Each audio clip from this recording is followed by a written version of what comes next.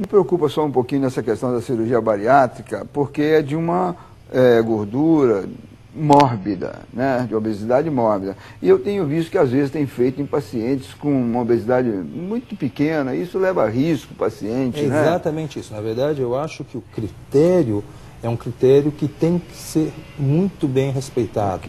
É uma cirurgia Indicação precisa. grande, que tem um índice de complicações que não é pequeno, e isso na mão de bons cirurgiões, quer dizer, é muito difícil você ter um cirurgião que nunca tenha tido nenhuma complicação de cirurgia bariátrica.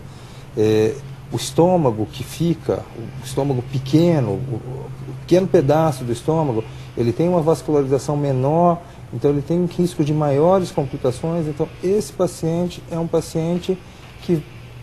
E além de tudo, Charles, o que acontece? O tubo digestivo, ele absorve nutrientes em cada parte do tubo do intestino delgado. Quando você faz uma cirurgia bariátrica, onde você desvia esse trânsito, esse paciente vai precisar de reposição de microelementos. A absorção vai estar comprometida. Né? Então tudo isso precisa ser muito bem pensado e acompanhado. Doutor Flávio, tem um problema que a gente vê que cada vez mais é pior no Brasil e no mundo inteiro, e as pessoas não estão se dando conta, que é a questão das hepatites. Não é verdade? Uma doença de transmissão sexual, uma doença de transmissão também sanguínea, das pessoas que recebem transfusão. E há muitos anos atrás, quando ninguém comentava isso, fala-se muito da AIDS e não fala da hepatite. E nós sabemos que aquelas pessoas que não tiveram cuidado com transfusão antigamente e com o sexo de maneira desordenada, de qualquer maneira, também adquiriram. E é um grave problema de saúde pública, não é verdade? Eu acho, Dr. Charles, eu acho que muitas dessas coisas hoje são reflexos de coisas de pouco tempo atrás. A gente pensava muito pouco em esterilização de equipamentos até há muito poucos anos atrás. Hoje, nós endoscopistas acreditamos que a hepatite é muito pior do que a AIDS do ponto de vista de complexidade de infecção. Então, todos os processos hoje de desinfecção de equipamentos, de uso de acessórios descartáveis, estão baseados muito mais nas hepatites do que no vírus HIV. O vírus HIV é um vírus que a hora que você coloca em ar ambiente, ele morre. E a hepatite não, ele tem formas de burlar vários mecanismos de desinfecção, então nós temos muita preocupação com relação a isso. Hoje existem, e assim, a doença do fígado, muitas vezes, ela não aparece como uma doença até o ponto onde ela é absolutamente irreversível.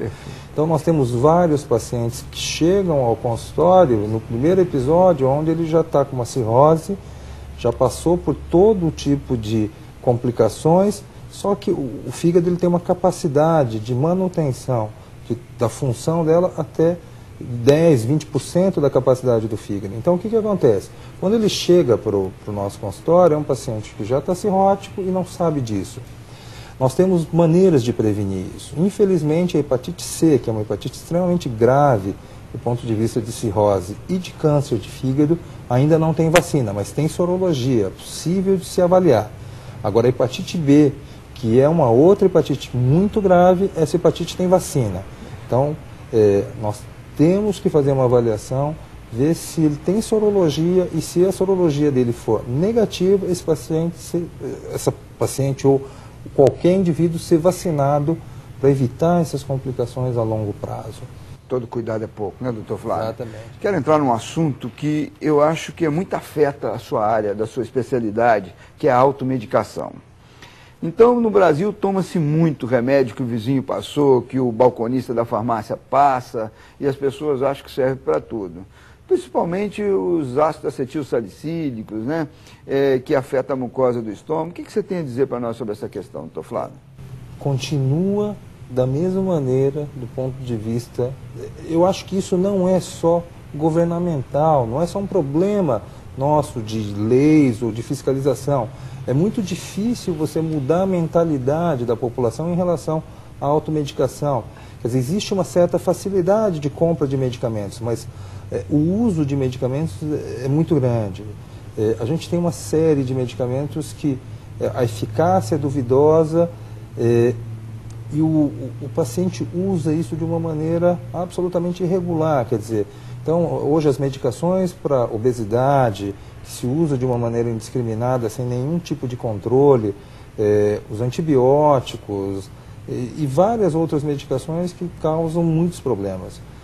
Infelizmente, a gente não tem a mesma possibilidade, aqui não existe uma possibilidade de um atendimento tão fácil da população, mas a automedicação é muito mais prejudicial do que muitas vezes não ir ao médico. Doutor Flávio, nós já estamos terminando o nosso bloco, sempre com aquela alegria de recebê-lo, pela qualidade, pelo seu preparo na sua área de trabalho, na sua especialidade. Eu queria que você dissesse aos nossos telespectadores qual a maneira de você poder viver melhor e fazendo a sua prevenção.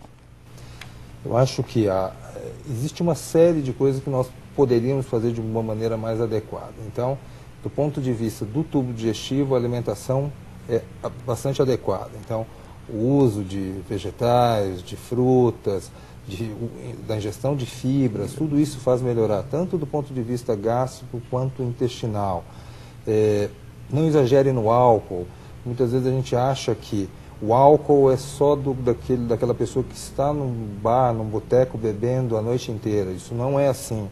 O teor de álcool, às vezes de muitas pessoas que acham que bebem só socialmente, já é uma quantidade suficiente para levar esse paciente a ter alterações hepáticas importantes. Então, quando você tiver alguma sintomatologia, procure um médico, porque muitas das doenças hoje, inclusive câncer de intestino, câncer de estômago, hoje nós podemos tratar até por endoscopia, sem precisar de cirurgia, se nós fizermos um diagnóstico precoce e não um diagnóstico avançado. Então, aqueles pacientes que já têm uma dor de estômago há muito tempo, que não melhora, que tomam remédio de uma maneira parcial, esse paciente pode estar com uma lesão muito mais grave do que imagina. Então, procure seu médico, faça uma avaliação adequada. Eu acho que o gastroenterologista é uma referência, mas o clínico geral faz isso muito bem também. E se ele tiver algum problema, ele encaminha para o médico especialista. Mas eu acho que a avaliação médica é necessária para qualquer tipo de problema que se mantém por muito tempo.